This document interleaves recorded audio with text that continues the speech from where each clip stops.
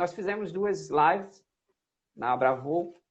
A primeira a gente abordou sobre a questão do aeroporto, né? Aí você vai entender agora porque eu estou falando nesse ponto aqui. Você sempre falava lá na palestra que tem 3 pontos que a gente tem que se preocupar na questão do gerenciamento da fauna. E na primeira live a gente abordou a questão do aeroporto, falou com o pessoal do safety. Aí você sempre falava, né? A gente tem que tratar ali com o pessoal, o administrador do aeródromo, ele tem que ter o cuidado ali, né? Ele é quem vai tomar algumas ações, senão as maiores ações são feitas por ele, né? E depois a gente falou com o pessoal do controlador do tráfego aéreo, né? O pessoal da torre de controle, que você falava também que era outra, né? Salvo engano, você dizia que era aquela braçadeira, né? Que sustentava ali. Da porta, né?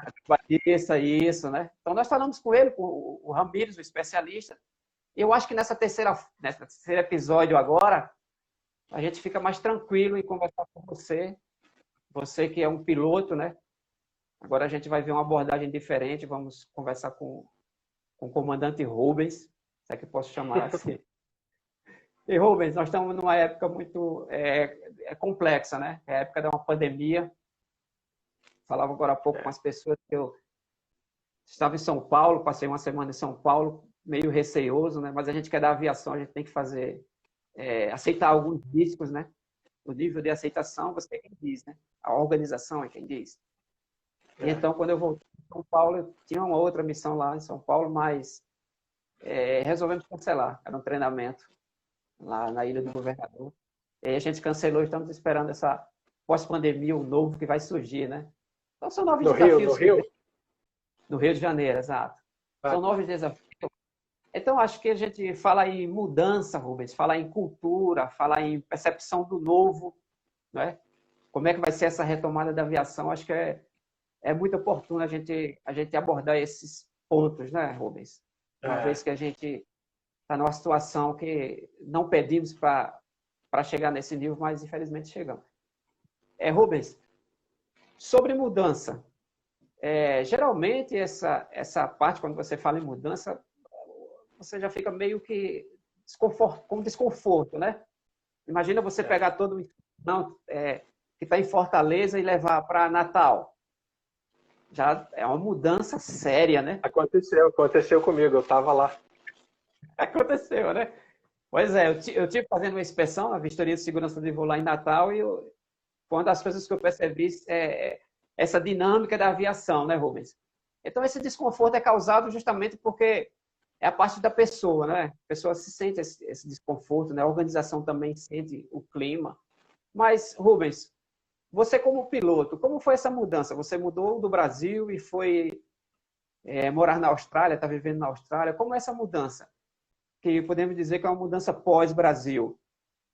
Você poderia nos ajudar a refletir o que é o mudar nesse contexto? Essa é uma pergunta bastante complexa, né? Mudança realmente, essa mudança de país, eu ainda estou nela, né? Ainda não concluí, né? Ainda estou sem emprego aqui, né? E é um desafio atrás do outro. E pelo que eu tenho percebido, obviamente a pandemia influenciou nisso, né? Mas talvez ainda tenha um percurso aí para mim poder dizer, pô, acabei essa transição, né? Como você falou, a mudança tira a gente da zona de conforto. É o medo do desconhecido, né? É até uma das razões que a gente faz uma vistoria especial de segurança de voo, né? Quando há uma mudança grande, como mudança de sede, mudança de avião, etc., numa unidade aérea, por exemplo. Então, assim, para mim tem sido um período difícil. Eu tratei de, ao chegar aqui, estabelecer um objetivo, porque eu acho que quando você tem um objetivo, você consegue desenvolver, você consegue olhar para aquele objetivo e isso servir como um combustível para você continuar, porque eu tinha a expectativa que seria difícil. E, obviamente, eu não podia prever uma pandemia. Então, está sendo muito difícil. E o que eu faço é olhar para o meu objetivo e tentar continuar. Então, é algo assim muito desafiador. A aviação, ela tem características que são universais, que são comuns, mas desde o momento que eu comecei a estudar aqui para a primeira prova que eu fiz foi a prova de regulamento, né, de regras do ar, né, que a gente chama aí, né, regras de tráfego aéreo. E nesse ponto eu já vi que eu teria muitas coisas para me adaptar. E não vou nem falar da língua, né, porque eu não sou nativo, né, daqui. Minha língua não é essa. Eu tenho praticado bastante.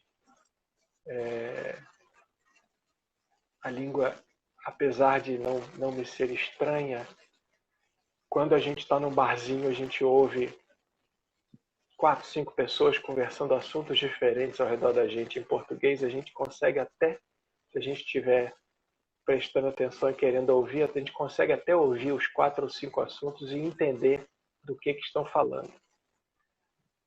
E eu descobri que comigo aqui no inglês não é bem assim. Então, às vezes, eu voei com o instrutor, né? Até porque tinha muito tempo sem voar e tal, e queria aprender mais, né? Então, todos os voos que eu fiz até agora foi com o instrutor me ajudando ali. E ouvir o instrutor, ouvir a frequência número 1 do controle de tráfego aéreo, ouvir a outra frequência que é onde estão os outros pilotos que estão voando próximo de você, não é espaço aéreo não controlado, por exemplo. Rapaz, é um nível de desafio impressionante. Então, assim, falei disso só para te dar um exemplo, né, de um obstáculo. Certo. Então, toda mudança, eu acho que ela é desafiadora. Tem a parte positiva, que é te tirar da zona de conforto, o que para mim é muito legal. Eu gosto de ser desafiado, mas quando ela vem associada aí com coisas que a gente não previu, né? Ontem mesmo, o que eu fiz para tentar aliviar aí essa transição eu estou buscando alternativas. Eu estou trabalhando num emprego que não tem nada a ver com aviação, tem a ver com fauna, né? Certo. Mas ontem eu mandei uma aplicação de um emprego para fazer o curso de controlador de tráfego aéreo, por exemplo, para tentar passar por esse momento, porque na minha concepção, pelo que eu tenho observado, os empregos que estão aparecendo agora, eles estão no nível de competitividade altíssimo, e quem está levando esses empregos foram as pessoas que foram despedidas das grandes empresas aéreas. Então, são pessoas com 12 mil horas de voo, 10 mil horas de voo, que estão pegando emprego para ganhar 2 vezes o salário mínimo da Austrália, o que não é um salário tão bom para um comandante desse de aviação internacional, né? Que era de uma Qantas, que era de uma Virgin Austrália. Mas eles estão aplicando, porque não tem emprego, e eles saíram do emprego deles porque não tem voo internacional. Então, eu acredito que essa retomada ela vai levar um tempo. Ela vai precisar abrir as fronteiras internacionais, haver demanda, aumentar a quantidade de voos, aí eles vão começar a contratar, aí esses caras que estão na aviação geral, de pequeno, médio porte, vão começar a aplicar para voltar para a linha aérea de grande porte, e aí que vai ter emprego. Então, eu estou estimando que daqui a uns 2 anos o mercado deve estar normalizando, próximo ao novo normal, né? Ao novo normal, né, Rubens? Certo. Tudo bem. Vamos mudar agora. Não vamos mudar muito, né? Mas um pouquinho só ali. Vamos falar sobre cultura, né, Rubens? A questão da cultura. Assim, meu posicionamento sobre o risco da fauna, né? Que a cultura, ela parece ser muito importante, né? Ela é incisiva ali no gerenciamento do risco da fauna, né, Rubens?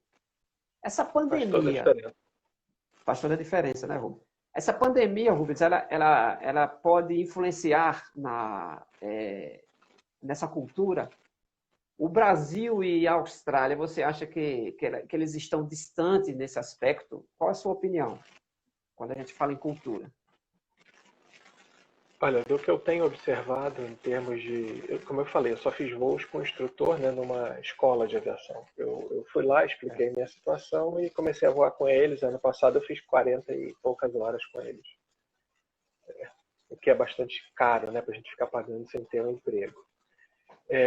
Então, a cultura, eu acho que ela é bem diferente, sim.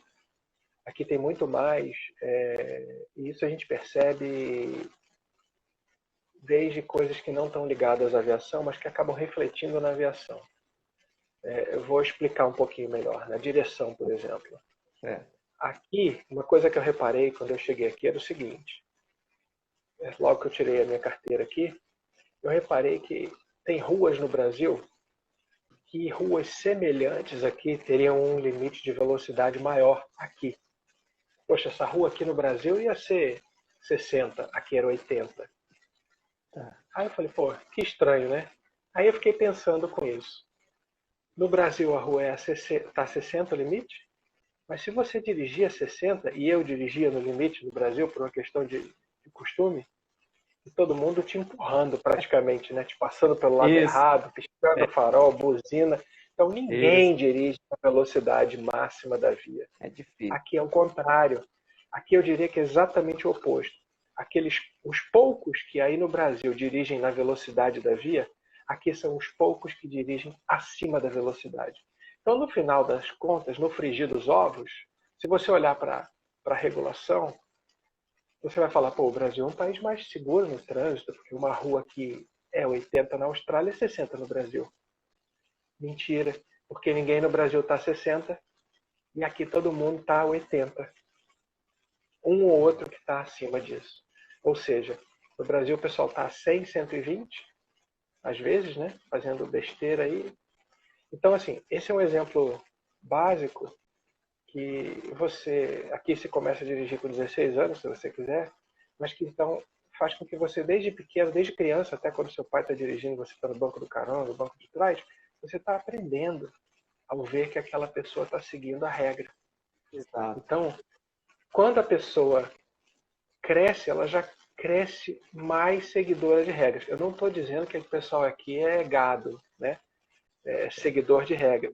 Você vê que aqui está tendo muita manifestação sobre a parte, esses conflitos que estão havendo aí, raciais e tal. Aqui tem os aborígenes, né? E está havendo muito conflito.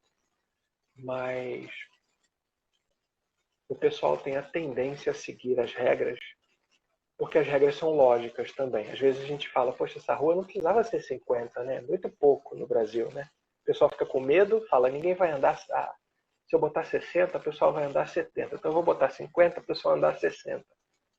E aí você olha e fala, poxa, essa rua não precisava ser 50, uma rua larga, que quase não tem casa em volta. Você entendeu? Então, tudo isso faz com que a sua cultura... No Brasil a gente tem diversos exemplos disso, né? A própria lei de licitação, né? Amarra todo o processo, você não consegue comprar uma coisa. Se você quer comprar uma coisa de qualidade, às vezes você não consegue.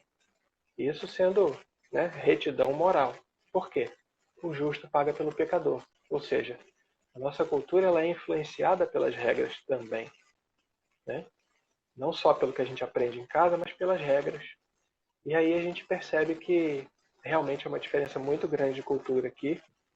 E na parte de fauna isso se reflete de uma maneira muito óbvia, porque toda a parte de segurança, né? Porque está escrito, faça isso, você pode fazer, só que você pode fazer de um jeito que não surtiu efeito nenhum e você simplesmente fez, porque você está pensando no seu pagamento e você não analisa aquilo para falar, poxa, será que se eu fizer, ao invés de uma vez, se eu fizer duas, não dá certo? Ou será que se eu mudar um pouquinho aqui não dá certo? Você aprimora a regulação e a coisa começa a ter o resultado. Então, no Brasil eu vejo que é muito... a gente fala, né? Ticar uma caixinha, né? Ó, tá feito, feito, feito. Mas feito como? Tá feito de qualquer maneira, só para contar que foi feito. E qual é o contexto disso? Não, o contexto não interessa. Vamos fazer o que está escrito. Sem nem entender por que você está fazendo. Eu acho que a cultura é muito... Entre os países, infelizmente, é muito diferente. A gente tem um caminho longo a seguir no Brasil.